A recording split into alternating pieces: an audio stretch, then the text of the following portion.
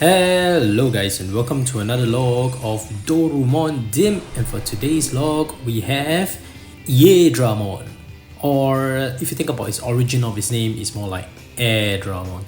But before we continue with today's log, just have to say if you're a fan of Digimon or raising virtual pets, you've come to the right channel because this channel focuses on raising Digimon and I upload at least twice a week. So if you like such content, go ahead and smash the like and subscribe button with some of Airdramon spinning needles, and turn on all notifications so you don't miss any of my uploads. Alright, let's get down to today's log. We have Airdramon, also known as Airdramon. I say Airdramon because technically the Japanese pronunciation of the romanization of the kanji is Airdramon to be exact. And I think they pronounce it so even in the anime. So I think recently Ghost Game had Airdramon as well, and they call it Airdramon. But if you think about how its name is formed, it is technically Airdramon. So and the reason why they call it Air is because when Airdramon was first featured in Digital Monsters version 1, it was featured along another dragon mythical beast Digimon called Seadramon. So it was a sea dragon Digimon that looked like a sea serpent, and you have air dragon, so that's Airdramon. So but the Japanese pronunciation is what I'm gonna go with. I think they call it Airdramon, so let's go with Airdramon. So that's its etymology and origin of its name. Let's go for its profile. It's a mythical beast Digimon with gigantic wings.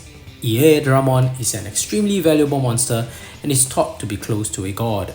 It specializes in mid-air combat, invoking storms with its howls and creating massive tornadoes by flapping its wings.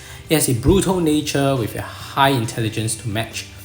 Even so, it is nearly impossible for the average tamer to control it. It uses its special move, Spinning Needle, to generate a sharp vacuum blade from thrashing of its humongous wings. So it's quite recent since we last saw Airdramon. I think it's less than a year ago when I was raising it on Digimon Color version 1, and that sprite looked like it should on Digimon Color, but this is impressive. This is Vital Bracelet quality colored sprites. I've been looking forward to this a lot. So before we jump into moving it into the Vital Bracelet, I just have to say a little bit about its appearance on Digimon Seeker. So it did appear in Ghost Game. I like the fact that in Ghost Game they actually brought out this part of its profile. A lot of the Ghost Game features featured Digimon highlighted the original Digimon's profile, and in this case the part about it thinking that it's close to a god and wants to be worshipped like a god was actually highlighted during the Ghost Game anime with a lot of pride and towards the characters. So it was very interesting, and I like that about Ghost Game. If you haven't watched it, it's cool. I mean, it's not a must watch, but it's a fun show to watch. It's quite funny actually. It's some kind of dark comedy there. So you have Airdramon that was featured that way, and let's talk about its recent appearance in Digimon Seekers. I really like Airdramon. They should have featured more of it, and we are finally seeing more of it. So if you haven't read Digimon Seekers and you don't want to be spoiled, please just skip ahead to the next part of the video where I put him into the bracelet so that you can avoid any spoilers for yourself. Alright, let's get down to this. Airdramon is the partner Digimon of Marvin, the songsmith, and it was so cool to see it being his partner Digimon. It's a partner Digimon at champion level. It's not often we see that. I think there are a few instances in the franchise where we see some Digimon are just at its champion level.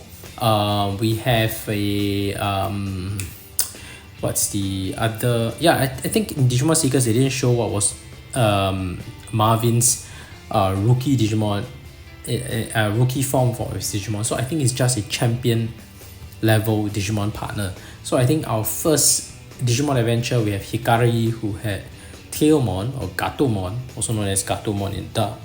That is already a champion level Digimon.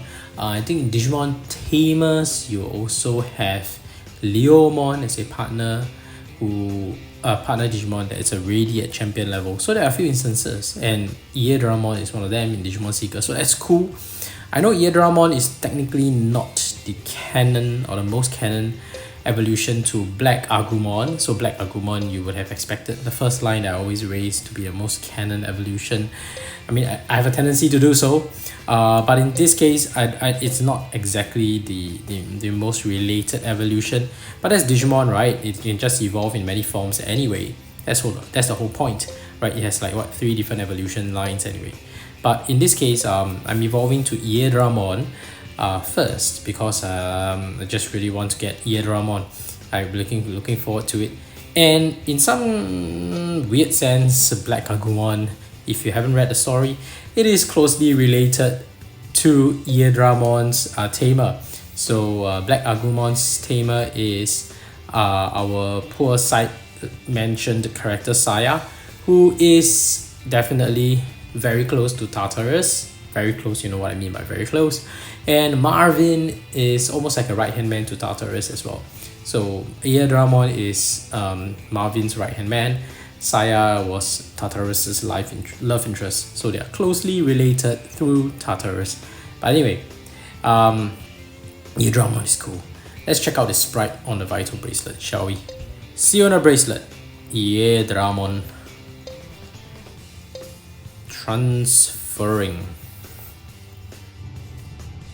Hello, and here we have Airdramon. Is this his...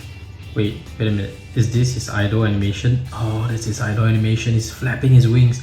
And look at how detailed the animation is. It fully represents our work. I'm just so impressed by all this sprite quality design. The quality of the sprite design is really, really, really good. Really good. Alright, let's do some walking animation. Yeah, look at it. It's so detailed. I can't say how impressed I am. I mean, I can't express just how amazed I am at the quality of this. Alright, that's the walking animation. Can you see? It's different, right? It's angled forward and, like, you know, walking inverted commas, because technically it's a flying Digimon. Like, technically there's no part of his legs that he can walk. So that's the floating idle animation. That was the walking animation that you've seen earlier. Let's see the sleeping animation. That's it, sleeping.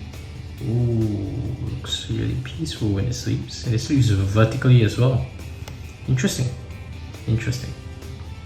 In Digimon Color, it sleeps coiled up, if I remember correctly. Oh no, it sleeps like that as well. Yeah, under the blanket, under the tatami.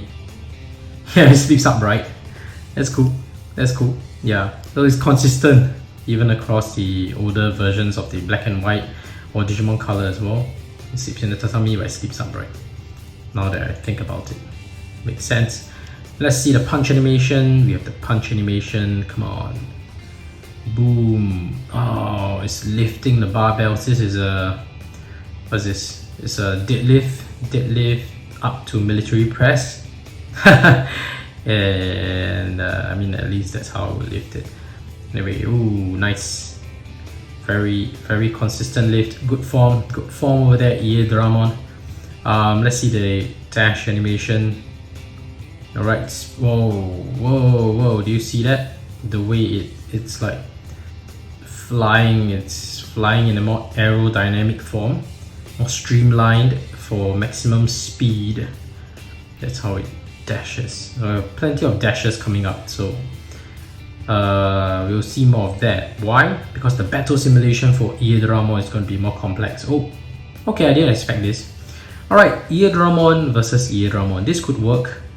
The problem about trying to capture Aidramon's attack, documenting this, is that its finishing attack comes a lot later, if I recall correctly.